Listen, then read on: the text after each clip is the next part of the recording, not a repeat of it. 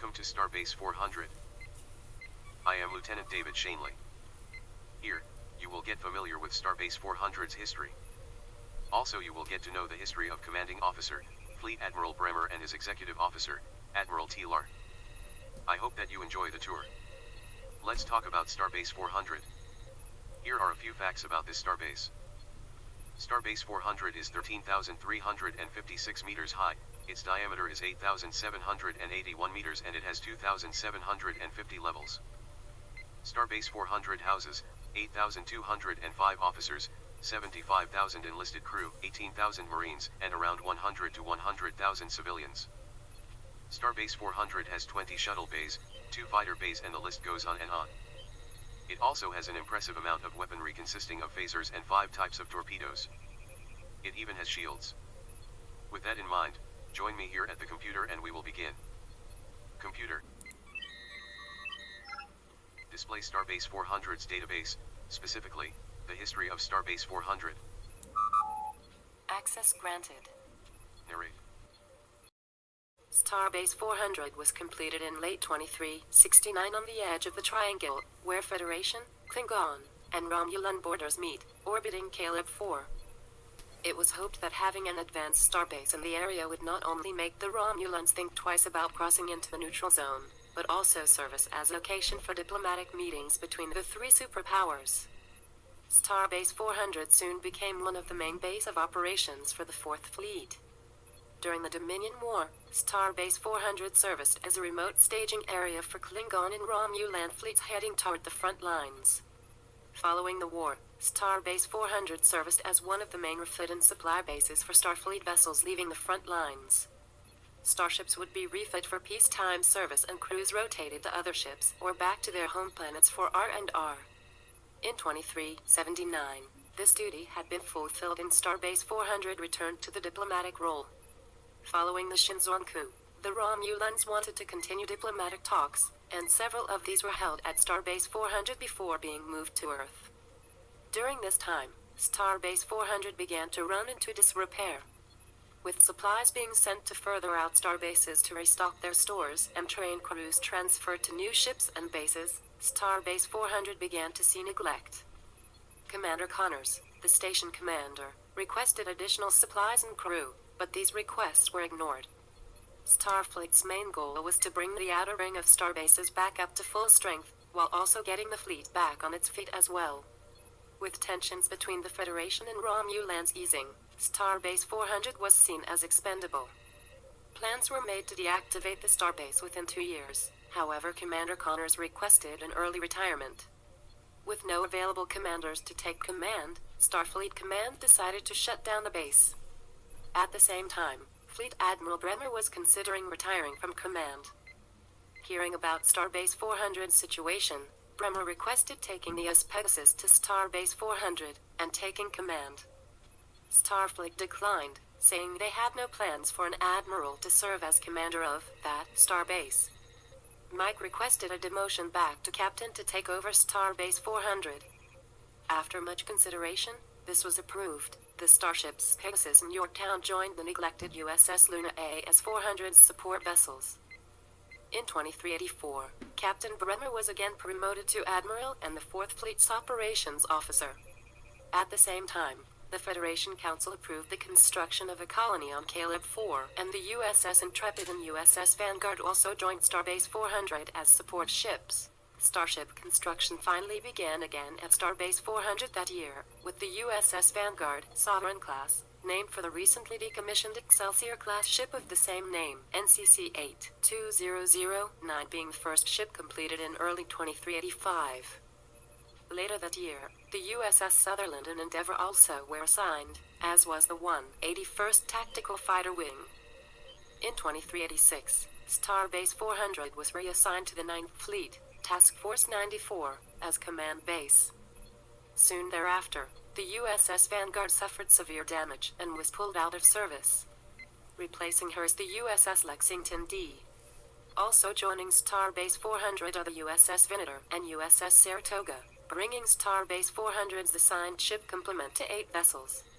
In 2387, with the USS Vanguard repaired, she was reassigned to Starbase 400 and the USS Lexington D was redeployed. Also joining Starbase 400 was the USS Kearsarge, an Intrepid-class ship that replaced the USS Intrepid when she was also redeployed.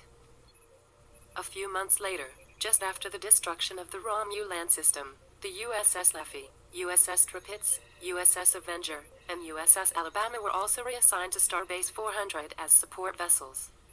Near the end of the year, the USS Constantinople and USS Steadfast were assigned to Starbase 400, bringing her total to 16. In early 2388, the USS Essex was assigned to Starbase 400 when Vice Admiral Taylor took over as Station Executive Officer for the retiring Lieutenant General Fulton Bremer. By mid-2388, the old Constitution-class USS Princeton was assigned to Starbase 400 and set to undergo major overhaul and recommissioning. By the end of the year, the starships USS Cutlass and USS Mercy were also assigned. In early 2389, the USS Lexington D was reassigned to Starbase 400. Also arriving at Starbase 400 was the new USS Gladiator under the command of Admiral Sevlik, bringing Starbase 400's total support fleet to 22 vessels.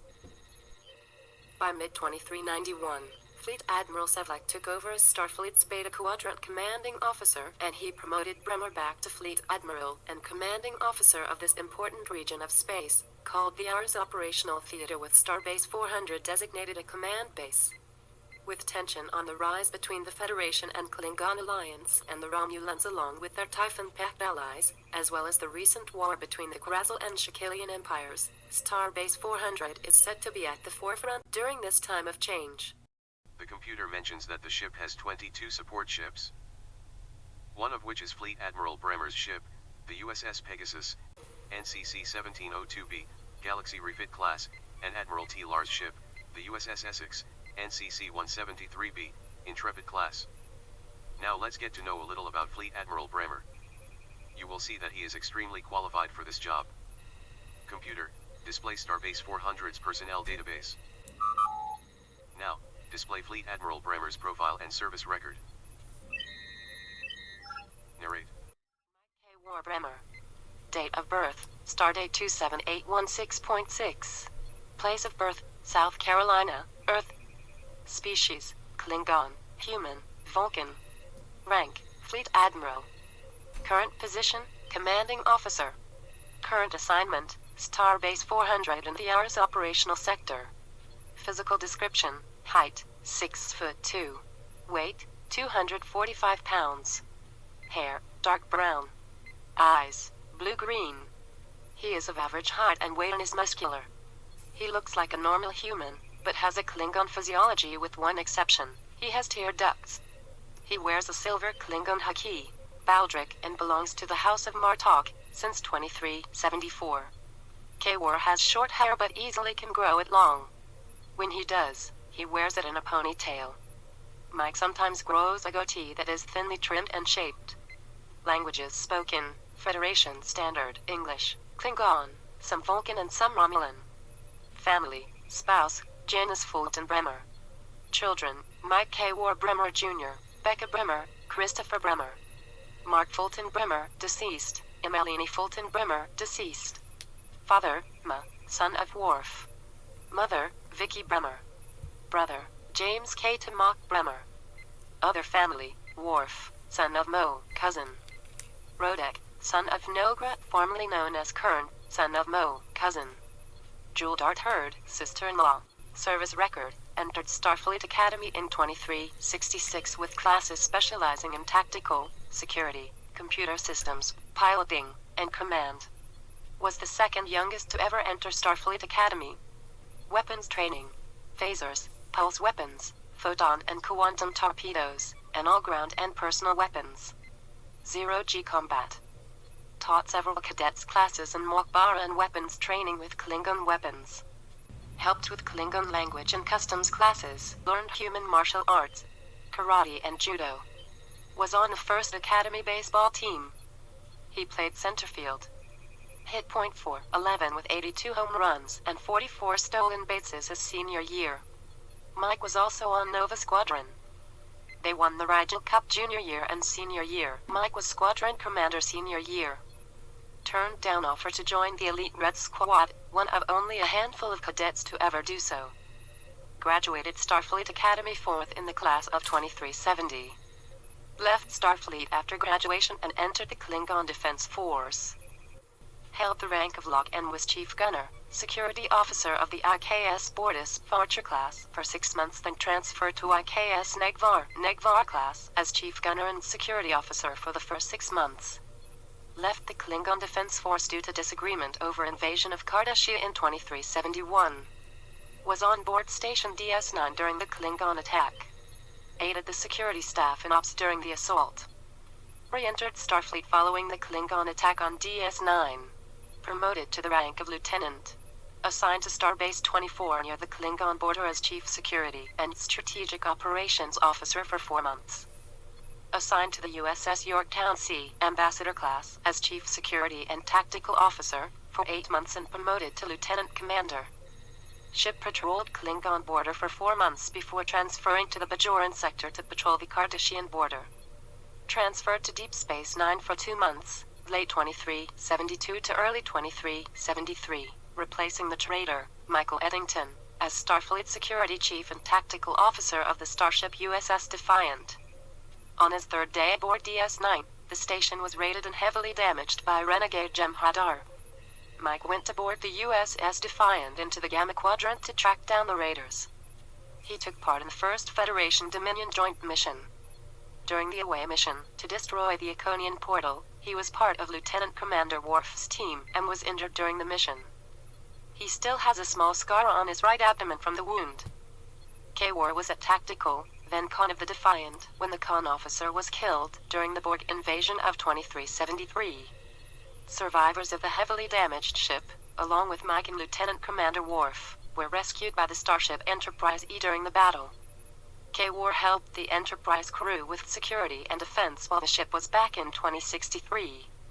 Mike soon thereafter received a promotion to the rank of Commander, an executive officer of the starship Pegasus NCC 1702A Galaxy class in 2373. After a few months, Mike received his first command, the Pegasus. 6 months after taking command, late 2373, the Pegasus was destroyed. Survivors were rescued by the Enterprise E. Upon returning to Earth, the USS Pegasus A, originally named Yorktown, but renamed in honor of the previous Pegasus, the first Galaxy-class dreadnought, was waiting for them. When the new Pegasus launched, Mike was again promoted, this time to Rear Admiral and JAG Officer of the newly formed 4th Fleet. Bravo Fleet, as it's called, is Starfleet's Special Operations Fleet. As the Dominion War started, Mike received a field promotion to Fleet Admiral and Commanding Officer of Bravo Fleet. During the war, Bravo Fleet was able to help turn the tide of the war, while still protecting the Federation from further Borg attacks. At the end of the war, Starfleet Command decided to keep the field promotion permanent because many of Starfleet's senior admirals and captains had been lost during the war. Even as odd as it was for someone so young to be so decorated and at such a high rank, Mike had deserved it. Mike's mother was killed in June of 2374 by a changeling that had infiltrated Starfleet Medical on Earth. His father was killed by the Dominion during a battle near the Badlands in late 2374. Mike discovered in early 2374 that he was the father of twins, a boy, Michael K-War Bremer Jr., and a girl, Rebecca Bremer. They are the kids of Mike and his ex-wife Becky. Becky was reported missing and presumed dead on board the USS Repulse due to a Jem'Hadar attack in 2374. A year after being reported missing, Becky was rescued by the Pegasus A. She was assigned to Starfleet Medical on Earth with the rank of captain.